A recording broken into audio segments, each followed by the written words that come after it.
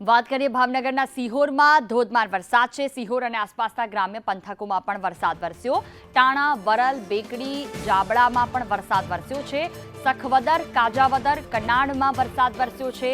ખારી, મેઘવદર સહિતના ગામમાં પણ વરસાદ વરસ્યો। સિહોરના ગ્રામ્ય પંથકમાં જોરદાર વરસાદ અને સાથે સાથે વરલ, બેકડી, જાબડા, સખવદર, કાજાવદર, કનાડ, ખારી, મેઘવદર સહિતના ગામોમાં પણ વરસાદ વરસ્યો છે।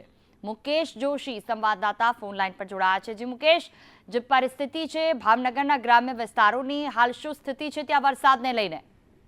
જી જણાવી દઉં કે કાલ સાંજના વરસાદ ચાલુ થયા બાદ આજે વહેલી સવારમાં એટલે કે 4 વાગ્યા આસપાસ વરસાદ ધોધમાર ચાલુ થયેલો। સિહોરના ગ્રામ્ય વિસ્તાર વાત કરીએ તો વરલ, ટાણા, મેઘવદર, કનાડ સહિતના ગ્રામ્ય વિસ્તારોની અંદર જોરદાર વરસાદ ચાલુ થયો। જે નદીઓ હતી જે બંધ હાલતમાંથી જીવિત હાલતમાં થઈ છે અને સિહોરને જીવન દોરી સમાન જે ગૌતમેશ્વર તળાવ છે જે પાણી પૂરું પાડે છે તેની અંદર 1.5 ફૂટ જેટલા નવા નીરની આવક પણ સવારમાં ચાલુ થઈ છે અને જોરદાર પવન સાથે વરસાદ ચાલુ થયેલો છે। જી આપને જણાવો। બિલકુલ, જાણકારી બદલ આભાર।